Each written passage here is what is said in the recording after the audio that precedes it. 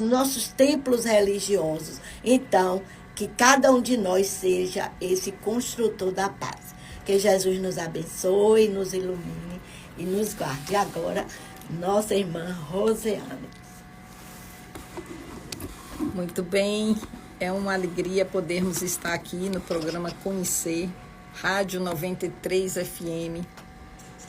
E estamos a serviço da divulgação da doutrina espírita, estamos a serviço da aprendizagem e do estímulo à vivência dos postulados de Jesus, trazidos com mais clareza dentro do entendimento que no século XIX em diante a gente já foi conseguindo alcançar, dado ao avanço de várias ciências. E Jesus já dizia lá atrás, quando lá na frente tiveres entendimento, enviarei um consolador. E por que o Espiritismo é considerado esse consolador? Porque ele traz a comprovação de que somos, temos uma vida contínua e várias existências. Isso consola o nosso coração. Uma das consolações consola quando estamos apegados a nossos vínculos afetivos e de repente somos consolados com a certeza da continuidade da vida. E o nosso coração também ganha essa paz. Muito bom, Brandina, trazer aí o estudo de Joana de Ângeles nesse convite à paz. A paz, dia desse, uma pessoa estava conversando comigo, confundindo pacificação, achando que uma pessoa em paz, ela não briga com nada, ela não confronta com nada, ela não entra em conflito. A paz não é isso. A paz, ela não derrama sangue, ela não agride, ela não entra em guerra. Mas o confronto, a proatividade, a busca de direitos nossos e dos outros é um dever do pacificador também. O passivo é aquele que não é ativo. O pacífico, ele é ativo, ele não é passivo. Então, Gandhi era um pacificador. Ele estava em busca dos direitos, em busca da melhoria, em busca do que era certo, mas sem agressões. Ainda que ele fosse agredido, ele não agredia, ele era a favor da não violência. Uma palavra que era usada, que é também ainda hoje, é ahimsa. A de negação e rinça de violência. Então, negando a violência, não violência. A paz, ela não é violenta, mas é ativa. Então, se sabemos que alguém, por exemplo, está violentando alguém, uma criança, por exemplo, sendo violentada, se eu penso que eu sou pacificadora e o pacificador não pode entrar em conflito, eu não vou fazer nada, porque eu não vou querer entrar em briga, em conflito. Mas, muitas vezes, nós precisamos defender os ideais e as ideias que vão ser a correta dentro das necessidades de cada pessoa. Uma pessoa que é violenta, ela precisa ser cuidada e talvez afastada naquele momento daquela situação, para que as vidas de ambas pessoas envolvidas sejam poupadas. Vocês concordam, discordam? Concordo plenamente. E isso precisa ser percebido por todos nós. Lá atrás, né, na evolução, lá atrás, no decorrer das situações, das vivências, tinha-se uma cultura em muitos lugares, não entra em briga, cuidado com briga. E aí o outro extremo é brigar demais. O convite é o equilíbrio. Não agredir, não criticar, mas agir. Ou seja, a reação e a inação são dois extremos. E o pedido é, vamos para o equilíbrio, para a ação. Atitude, agora atitude na paz. No texto de Joana, qual a frase que mais te marcou, Brandina? Joana, nesse livro mesmo aqui, A Paz em Ti, né? Aí, quando ela fala aqui, vem de fora e aflige porque é aparente. Porque a paz não é algo, ela diz que não é algo imposto, é algo que está dentro de nós. Porque Joana, ela está sempre nos lembrando isso, em quase todos os textos, que tudo está dentro de nós. Então, que essa paz, ela tem que ser desenvolvida, construída, através da nossa observação de nós mesmos, nas nossas pequenas atitudes, nos nossos atos, nas nossas palavras. Porque a gente acha assim, às vezes até uma palavra, né? Joana diz isso. E Jesus também. Às vezes a gente usa uma palavra que fere mais do que uma morte. Então a gente tem que ter esse cuidado. Então isso é um estado de paz. Para mim, Joana, ela me chama a atenção, que é um estado de consciência. É um estado de você estar consciente, estar sempre presente naquilo que você está fazendo, naquilo que você está agindo, para que você haja com paz. Isso não significa que eu não vou ter problemas. Vou ter problema, mas eu vou saber agir naqueles momentos com paz, com equilíbrio, né? Porque paz é um estado de equilíbrio emocional. Não é muito isso? Bem, excelente. E para você, Ivanildo, qual a parte que mais te tocou nessa leitura? O autoconhecimento. Eu acho que foi como foi dito, né? Se nós tivermos consciência que a paz começa em nós, aí evitaríamos várias guerras, né? Externa e interna, né? Como vemos aí, essas guerras modernas agora, que é mais um massacre do que propriamente uma guerra. É muito desumano, né? Poderes muito altos, querendo imprimir a sua força aos menores. Na parte do texto que ela diz, é tão fácil conquistar a paz. E ela continua, o que vale basta que não ambiciones em demasia. Todo excesso faz um estrago. Mel é muito bom, mas mel em excesso faz um estrago. Então, não ambicionar em excesso. Não ambiciones em demasia. Que corrijas os ângulos da observação da vida. Aí, Evanildo trazendo aí o autoconhecimento. Aí, agora, que ames e perdoe. Amar começando a nós mesmos. Que ames e perdoe. Uma pessoa que mantém aquela dor do que foi feito, aquela dor que viveu, que foi submetida, aquela dor real.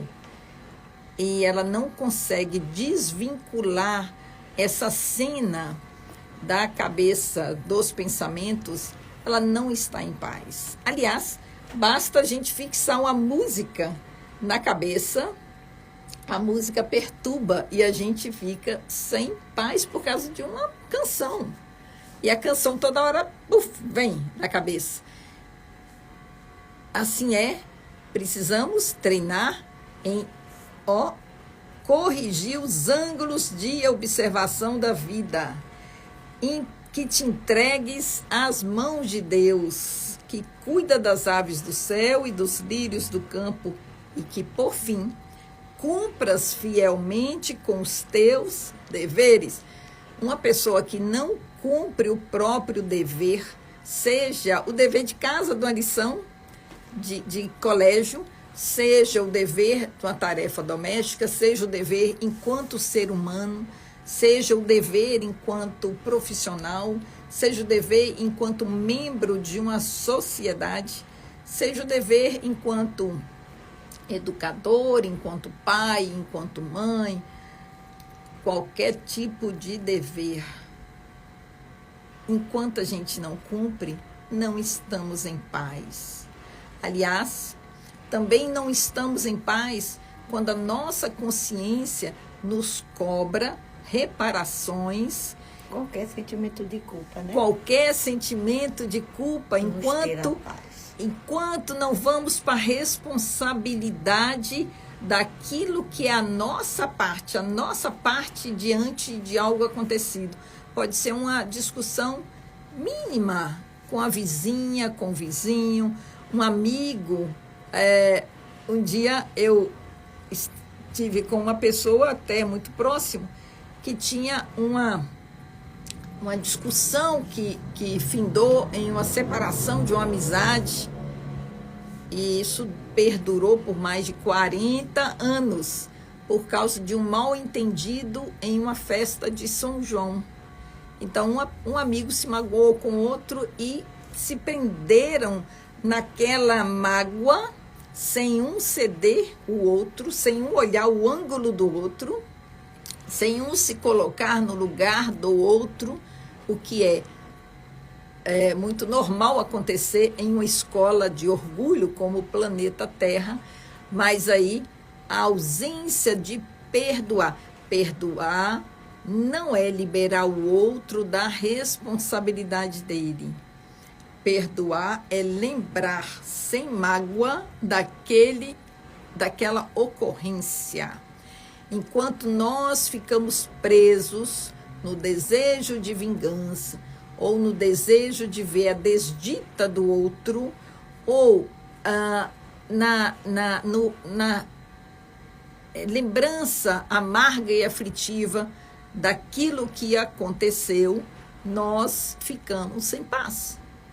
E aí não tem como comprar a paz, não tem como corrigi-la através de remédio, conquistá-la através de remédio, porque ela é uma conquista, a Blandina acabou de falar aqui, é uma conquista interna.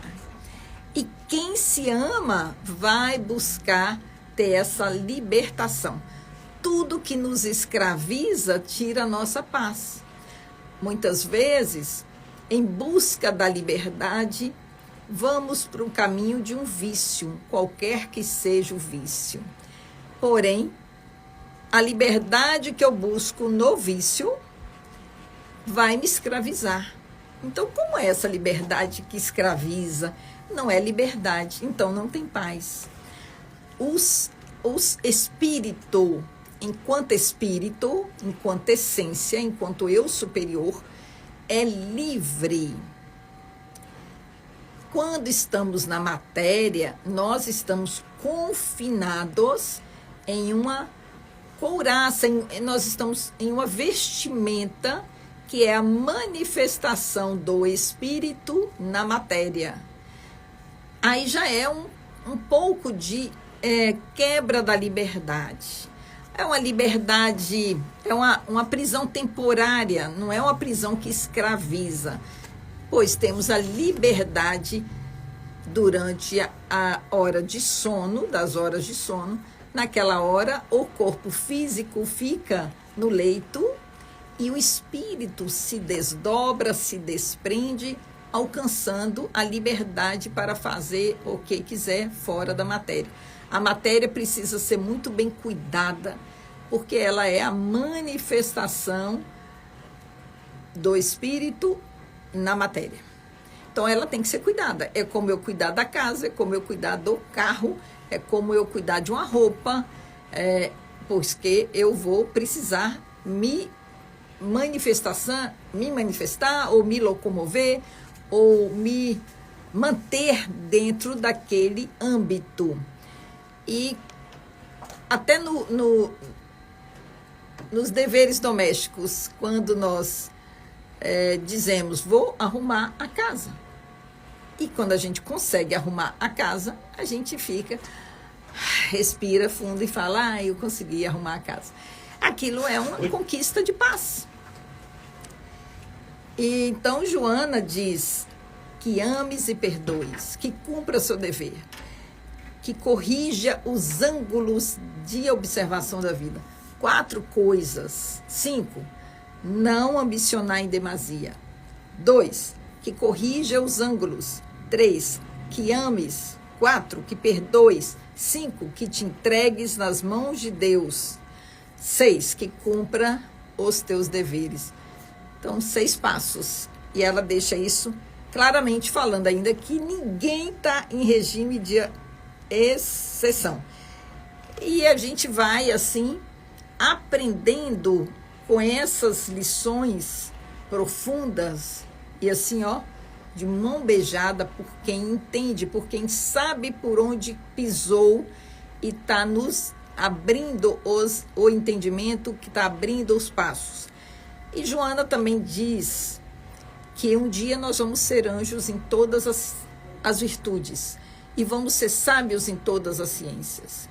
Agora, ela também diz, frases assim pontuais de Joana, quem é solidário jamais se sentirá solitário. Muita gente fala, me sinto só, minha vida é uma solidão, não tenho com quem contar. Isso não é verdade, minha gente. Ninguém nunca está só. Ninguém está só. Porque a providência divina não faz assim conosco. Porém, para que aprendamos sobre nós mesmos, ela diz aqui, realiza o teu oásis interior. Para realizar esse oásis interior, eu preciso estar eu comigo mesma. Eu preciso querer, desejar, me conhecer, porque como é que eu vou me amar se eu não me conheço? Como eu vou me conhecer se eu não me aproximar de mim mesma? E isso é a prerrogativa do momento planetário, nós aproveitarmos essas situações onde momentaneamente estamos mais sozinhos para ir mergulhar no profundo oceano que somos nós. Joana também diz assim, o ser que aspira a ser amado mantém-se na dependência ególatra, infantil e coercitiva. Isso ela fala lá no livro O Ser Consciente, que é um livro fantástico. Aliás, a série psicológica de Joana de Ângeles é uma necessidade de todo mundo que quer se conhecer. É uma série psicológica, se eu não me engano, são 16 livros, né? E tem no YouTube Iris Sinotti e Cláudio Sinotti, que fazem um estudo sobre essa obra. Da alma. Estudo? Da alma. Tem um livro. Tem um livro que eles lançaram. E tem outras pessoas que se debruçaram para estudar a série psicológica e fizeram a graça de divulgar no YouTube. Então se coloca lá, série psicológica de Joana de Ângeles, que vai encontrar algum estudo que a pessoa se afina. Estamos vivendo um período de acessos, pelo menos aqui no Brasil, aqui na cidade, nós temos acesso à tecnologia, acesso à informação, coisa diferente no século passado. E também vamos lembrar que tem lugares do planeta que as pessoas não têm acesso ao espiritismo, não têm acesso às orientações, e cabe àquele que já teve acesso compartilhar o máximo possível para que chegue nas pessoas que não ainda tiveram acesso. E então ela diz que o ser que aspira a ser amado mantém-se na dependência ególatra, infantil e coercitiva. Então ela faz uma afirmação, ela não está falando que nem é certo nem é errado. Mas se você quer se manter nessa dependência, aí você vai ficar nesse movimento de reclamar de quem não te ligou, você vai ficar se sentindo para baixo porque alguém não falou com você, não respondeu o seu bom dia. Essa pessoa, ela pode estar numa faixa de deseducação, de desconsideração, mas ela, né? Você pode se manter em um nível acima disso. E Joana de Ângeles também vai dizer que o ser humano, quando está se sentindo mal amado ou desamado, ele vai se manter armado. Assim, quando encontrarmos alguém que está armado, que está no ataque, aquela pessoa, em algum ponto, não se sente amado. Seja você quem o ame. E tem várias formas de demonstrar amor. Às vezes, um olhar, uma escuta, um abraço, um entendimento. Às vezes, também, um chega para lá. É uma forma também de fazer com que a pessoa se sinta amado. Não necessariamente é passar a mão na cabeça. Não. Tem várias formas de ser firme e amoroso com a pessoa. Mas chegou aqui agora no nosso estúdio da 93 FM, a Rádio do Coração, 2 amigos muito queridos, Naelma Prachedes e Fábio Andrade. 2 amigos que vêm aqui nos alegrar e preencher o nosso recanto aqui de estudos e de divulgação. A Rádio 93 FM, ela está a serviço da divulgação, da comunicação. E assim, nós agradecemos muito a Cacau Pena e sua valorosa equipe por manter esse espaço e por nos apoiar na divulgação da doutrina espírita. Olha, eu vou passar aqui, nós estamos aqui retransmitindo também no Instagram, no programa Conhecer, e todos aqueles que nos acompanham aí pelas rádios, aqui recebam aí o nosso abraço e a nossa alegria por estarmos juntos nesse ideal de construção de um mundo melhor. Vou virar aqui para vocês, para que vocês possam dar aí o boa noite. Primeiro aqui o Fábio, que a câmera já... Boa noite a todos os ouvintes aí, pessoal do Instagram. Boa noite a todos. Um prazer aqui estar conversando com vocês sobre diversas temáticas, mais especificamente sobre o amor, mediunidade e outras coisas. Esperamos poder contribuir de alguma forma. Maravilha. E aqui tá tem... ligado aqui? Tá verdinho? Naelma. Aqui tá ligadinho? Tá ligadinho, tá ligadinho, tá. Beleza. Então, boa noite. Muito obrigada pelo convite. Muito feliz de estar aqui junto de vocês, né? Criaturas tão amadas, né? Nossos irmãos e amigos, né? Pessoais e tudo. Muito obrigada. E que possamos, né? Contribuir. Falar desse tema realmente é prazeroso, né? Precisamos. E a gente estava aqui falando aqui do Convite à Paz, que Brande traz o estudo do livro Convites da Vida, Joana de Ângeles, e cada sábado é um capítulo. Hoje foi Convite à Paz. E Joana de Ângeles fala para conquistar a paz, ela dá 6 passos, e um dos passos é amar e perdoar. Amar e perdoar.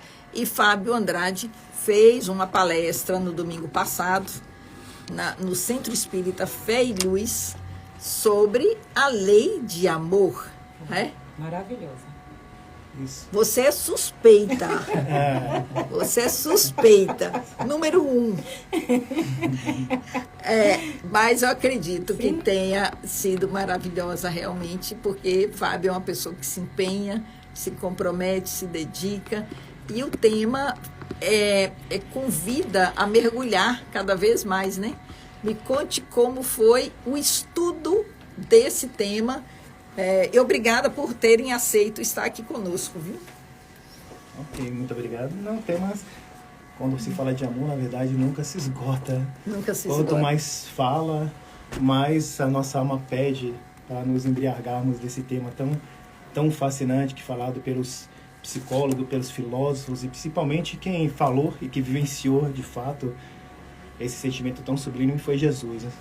E sabemos, para chegar nesse patamar de amor, acredito que ainda existe várias experiências que iremos passarmos, de encarnarmos, e várias, até chegar nesse patamar de realmente adotarmos criarmos esse sentimento de amor em nossas vidas, em nossas almas, né? Tanto que aquela história, quando Jesus falou pela primeira vez a palavra amor, que os povos se estremeceram, os povos e os mártires ébrios de esperança com essa palavra, Mais próximo. quando ele falou a palavra amor. Então, e sabemos que amar, tanto que amar, para os ouvintes que não perderam a aula de gramática de português, amar está no verbo intransitivo. O que é o verbo intransitivo? É porque logo depois dessa palavra não existe mais outro complemento para dar sentido a essa palavra. Por exemplo, sair, dormir, morrer. Então, amar por si só, ela já tem todo o seu significado de sentimento. Então, não precisa de mais nenhuma palavra para dizer para complementar essa palavra amor. Por si só, ela já se sustenta e se complementa. Então, eu nunca tinha pensado nisso que você está trazendo aí. Importante. Deixa eu só baixar isso aqui um pouquinho. Que é isso? Quer dizer que amar é um verbo intransitivo e não precisa de complemento. É uma ação. Por si só, ele já se complementa, se complementa. Por exemplo, sair. Tem alguma coisa para complementar sair? Morrer, acordar, dormir. Então não tem mais nada que todos esses verbos essas palavras que eu falei aqui é conjugado no verbo intransitivo, ou seja, não precisa de nenhum complemento para dar sentido a esta palavra que nós estamos falando aqui. Então, amar, nada mais justo de ser... Ela tem sentido por si só. Exatamente. Sim, e me conte mais, como você, com tanto acervo, porque você pega lá a lei de amor, como você fez os recortes daquilo que você queria levar, né, de início, meio e fim, uma vez que a quantidade de informações dentro da doutrina, né, o acervo é muito rico. Sim, sim. E você baseou em qual parte? Não, na verdade, é uma parte do Evangelho, no capítulo 11, que é amar o próximo como a si mesmo. Então, dentro desse capítulo do amar o próximo como a si mesmo, entre desses tópicos tem a lei de amor. Então, não só me baseei tão somente no Evangelho, né, como eu fui buscar também essa questão do amor dos filósofos, psicólogos, né, para contribuir com essa temática bastante importante. Como aqui você falou também que fala a questão da saúde mental, perguntaram uma vez a Freud o que seria uma pessoa normal. Sim. Difícil até responder essa pergunta, o que seria uma pessoa normal, mas ele deu uma definição bem simples. Ele sabe o que é uma pessoa normal, é a pessoa que trabalha e ama. Aí assim, poxa, bastante significativo esse conceito, né, de ser uma pessoa normal. Só que aí vem Viktor Frankl, que criou a logoterapia, que é muito citado por Divaldo Franco, ele que vivenciou essa sua linha como a logoterapia nos campos de concentração. Na verdade, ele passou por 3 campos de concentrações. Então, ele disse que o sentido da vida dele era fazer com que aquelas pessoas que estavam no campo de concentração desse sentido para aquelas pessoas que estavam vivendo. Então, o sentido da vida dele era dar sentido àquelas pessoas que estavam aqui, criar uma certa esperança diante de tudo aquilo aquela situação que estavam passando. Porque a pessoa que não tem sentido da vida é como se ele não tivesse um motivo para existir. Exato. Ele fica sem ânimo, sem perspectiva, né? Exato. Vazio existencial. Um vazio. Ele fica vazio existencial. faltando assim, para que eu vou lutar contra isso? Para que eu vou viver? Né? Qual é o sentido? Não, se ele não encontra, ele não tem força para continuar. E tem uma palavra, é bom você falar isso, que tem até uma passagem no seu livro, quem quiser até procurar, é um dos 10 livros mais lidos tem lá na Amazon, que é Em Busca de Sentido, de Viktor Frankl. Então, as passagens que dizem mais ou menos assim, que esses prisioneiros estavam numa situação tão deplorável que não tinha mais perspectiva nenhuma de viver, e tinha uns que se jogavam na cerca elétrica para se matar. Aí teve uma passagem que diz que, diante dessa situação, os prisioneiros falaram assim para Viktor Frankl: eu vou me jogar na cerca, eu vou me matar, porque eu não espero mais nada da vida. Aí Viktor Frankl parou,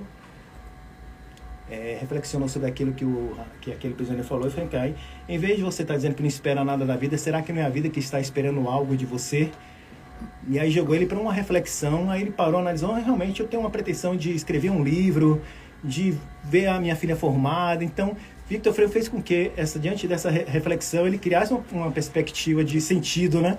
Mesmo ele estando ali vivendo uma situação tão deplorável, ele fez com que aquele prisioneiro refletisse diante daquilo que ele sonhava em ter, mesmo diante daquela situação que estava vivenciando ali. Então isso fez com que ele: não, você tem razão, eu pretendo fazer isso, aquilo. Então criou um certo sentido para aquela pessoa. E como que faz diferença? A gente pode fazer a diferença na vida das pessoas.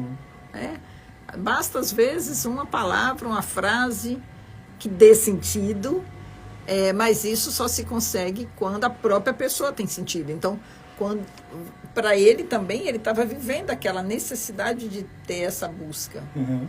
Como eu fiz a logoterapia, eu fiz a pós-graduação em logoterapia. Foi? Você fez você fez puxando um pouco a sardinha para o meu lado.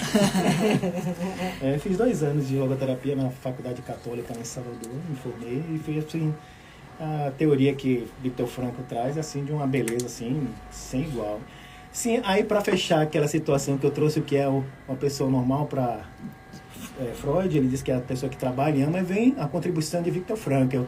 Aí fala: não, Freud, você realmente, diante desse seu conceito, o que seria uma pessoa normal, você está até certo, mas acho que faltou mais uma palavrinha aí. Para Viktor Frankl, ele diz que, além dessas que Freud falou, que a pessoa normal seria aquela que trabalha e ama, Viktor Frankl complementou, falou assim: realmente, a pessoa normal, concordo com você, a pessoa que trabalha e ama, mas tem outra parte.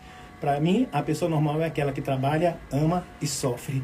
Porque a questão das renúncias que nós sofremos na vida em função do outro, a função de um marido que está doente, às vezes a mulher tem que pedir demissão do trabalho, às vezes é um filho que precisa do carinho da mãe, do amparo, e aí ela tem que, de alguma forma, sair de alguma situação que ela fazia antes para cuidar do filho. Então, são as renúncias. Isso é um sofrimento, mas um sofrimento com sentido. E Viktor Frankl traz essas questões. Sofrer não é por sofrer. Sofrer por si só pode dizer até que é masoquismo. Mas o Viktor Frankl traz a questão da sentido no sofrimento. Tudo isso que eu estou fazendo é em prol, tudo isso que eu estou passando ou sofrendo, a pessoa até com uma mãe, um pai que doa um rim, alguma coisa, parte assim orgânica do corpo, que para um filho, para um pai, para uma mãe, de certa forma, é um sofrimento. Você está passando por uma situação, vai ter uma falta de ar, se for alguma coisa de pulmão, enfim, estou dando até um exemplo esporádico, mas existe um sofrimento, esse sofrimento tem sentido para dar vida, esperança para aquela pessoa que está sendo beneficiada de alguma forma com esse pai, com essa mãe. Então, eu acho que esse fechamento de ser uma pessoa normal para o Viktor Frankl eu acredito que seja mais completo. A pessoa que trabalha, ama e sofre, mas sofrimento com sentido.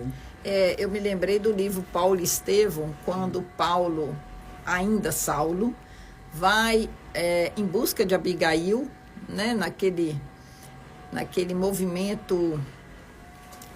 Aliás, a gente estava assistindo essa peça juntos. A gente assistiu essa peça juntos. E você teve também, não tá? Lá no Centro de Cultura, né? Paulo Estevão, maravilhosa peça do livro, né, de Emmanuel. Mas teve um momento quando Paulo se arrepende e vai em busca da antiga noiva, né, arrependido, com raiva, querendo ali, né, ir atrás do cristão que a converteu ao cristianismo, mas ele cheio de ódio. E Abigail, já no leito de morte, vai ajudá-lo a refletir, né, sobre várias coisas. Sim. E entre as reflexões, ele falou: mas como eu vou fazer isso? Aí ela diz isso: trabalha, espera, ama e perdoa. Então, a gente vê essa questão, parece até essa questão que vocês estão tratando aqui de Joana de Anjos, né? Também, a Joana também fala, né? Trabalha, ama e serve. Aí vem Freud, fala, trabalha, ama e sofre. É Freud? Ou Vitor? Vitor. Paulo de... Abigail trabalha, espera, ama e perdoa, né? Então veja que nós vamos percebendo que existe uma coerência. Sim. Né? Ô, Rosa, pensando nesse processo, né, do trabalho. Aí Joana de Ângeles, no livro, né, Filhos de Deus, ela inicia o primeiro capítulo dela, é Deus te necessita. Olha, Deus te necessita. Porque nós estamos sempre achando que nós é que necessitamos de Deus, né? A gente está sempre querendo, entendeu? Nunca que Deus necessita e espera de nós. A Joana de Ângeles vai lá no livro, que é Vigilância. Aí ela inicia outro capítulo, dizendo assim, dá-te a Ele. Quando eu li isso, eu levei um choque tão grande, porque assim, dá-te a Ele. Eu disse, poxa, o que será que a senhora quer dizer com isso? Dá-te a Ele. Porque ela estava dizendo que eu me desse a Jesus. Uma entrega. Uma entrega, né? Aí lá no final ela diz assim, dá-te a Ele e não temas a nada nem a ninguém. Então, se a gente for observar, outra frase que ela diz assim, você é os braços e as mãos do Cristo. Sim, ele vai se manifestar através de você. Através de você. Mas na nossa vida diária, a gente está sempre esperando que algo venha de lá para cá. Quando a próprio Deus, o próprio Jesus, a espiritualidade, ela espera que nós dê de nós aquilo que nós tivermos de melhor, né? Então, tem pessoas que não imaginam que Deus, ela necessita dela. Às vezes se acha pequenininha, às vezes não tem nada, incompetente, não tem nada.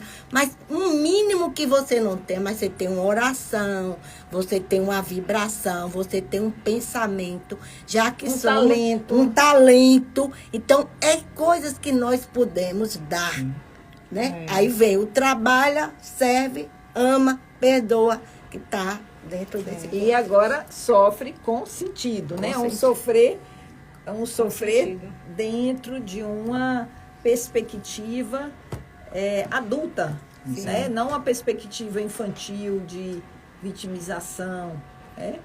E assim, eu acho pertinente falar que você, assim, de experiência própria, eu acho que conhecer o amor sem o perdão, ele se torna um tanto quanto fácil e assim, sabe, é como se não tivesse, assim, um aprofundamento. Suspende um pouquinho. Tá certinho? Tá bom. Você fala a voz? Então, assim, voltando nessa questão, né, fazendo essa comparação do amar e perdoar, né, Padre Fábio de Mello, ele fala uma coisa bem interessante, que verdadeiramente você sabe quando você ama uma pessoa, quando você a perdoa. Porque é muito fácil amar uma pessoa que lhe agrada, que faz as suas vontades, né? Mas é difícil você amar uma pessoa que lhe decepciona. É difícil você amar uma pessoa que faz alguma coisa... Que te trai, que te engana, né? Então, quando a gente fala sobre amar, né, o amor e o perdão e o trabalho, quer dizer... Tudo tem a ver com a questão evolutiva, né? Porque o ideal é o amor de Jesus, né? Que é o amor que nada pede, né? Então, assim, quando a gente se descortina dessas questões, né? Do ego, né? Que a gente vai ao caminho do amor e aí a gente sai do ideal para o real.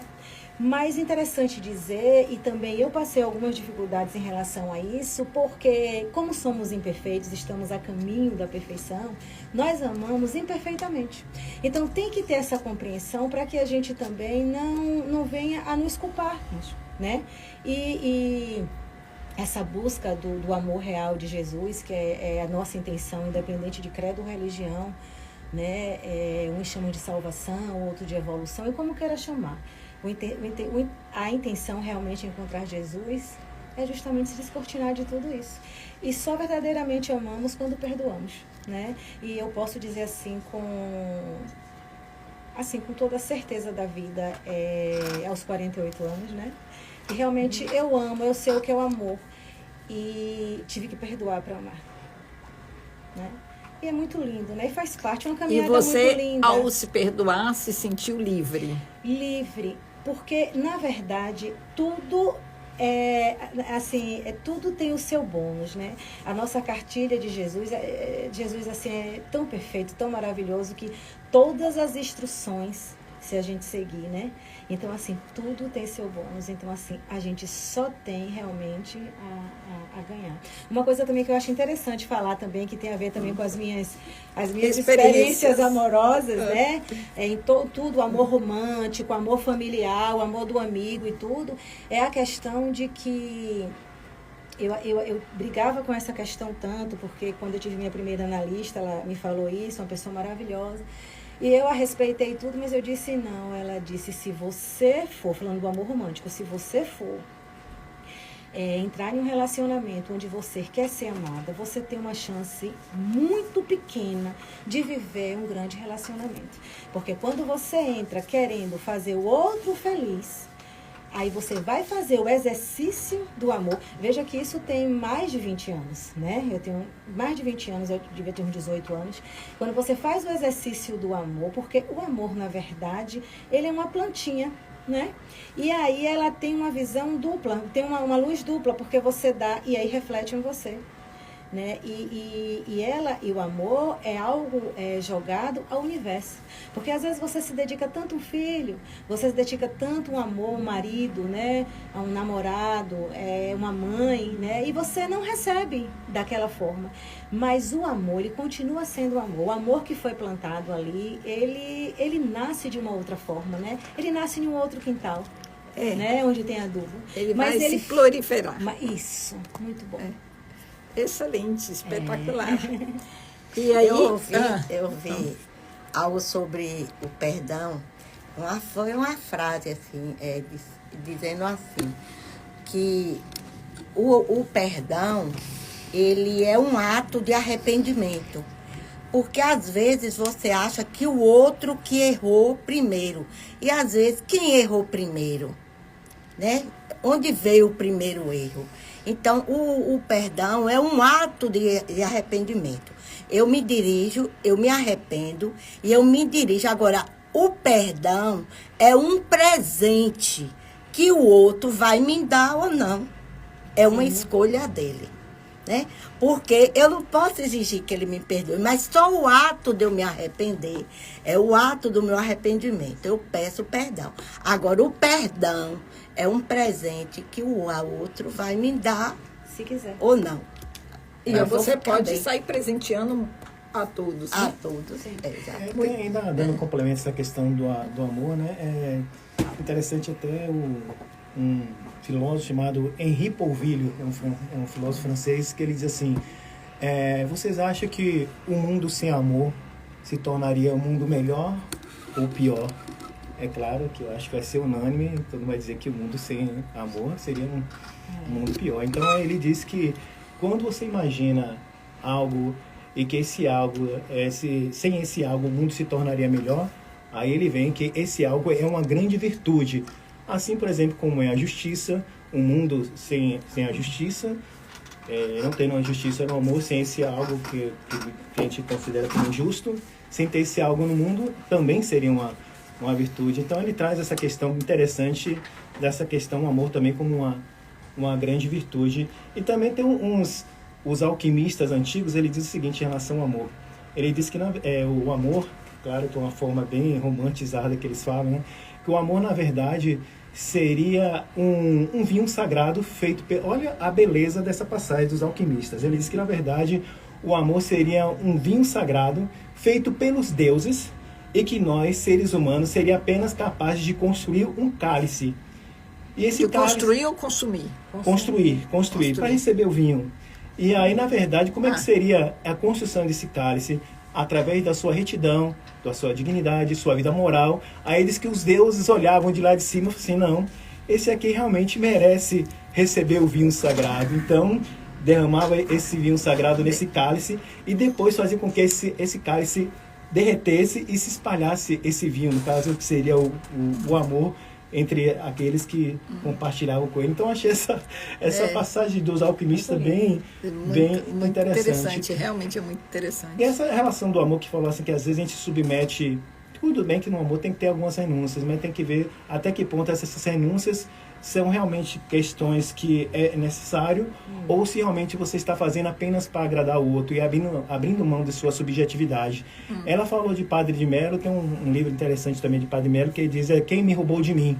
Não sei se alguém já leu esse livro. Não li, não, mas já ouvi falar. É bem interessante, é justamente isso, você abrir mão da sua subjetividade e viver sempre em prol do outro. Haroldo Dutra Dias, ele me falou que ele participou de encontros de casais, acho que foi em carnaval, e aí ele falou que um rapaz chegou, um homem chegou assim e falou assim para sua esposa, bem, de que é mesmo do que eu gosto?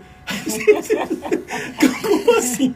Quer dizer, o outro que ele sabia o que você gostava e o que você não gostava, então às vezes você acaba abrindo mão de sua individualidade para viver em prol do outro. Tudo bem, como eu falei anteriormente, algumas renúncias para realmente tornar o romance, o namoro mais harmônico é válido, mas tem certas coisas que realmente tem coisas da sua subjetividade que você tem que, afinal de contas, a sua individualidade que vai dizer quem realmente você é. E muitas vezes uma pessoa cresce sem aprender sobre isso, ouvindo assim, eu estou te batendo porque eu te amo. Isso. Eu estou te colocando de castigo porque eu te amo. E a pessoa vai construir em si uma imagem que amor é sofrimento, que amor é punição, que amor é violência, porque ele cresceu ali. Tem na Netflix um documentário chamado Humanos, que fala muito disso. É importante, quem estuda o comportamento humano, assistir esse documentário. Humanos. É muito interessante.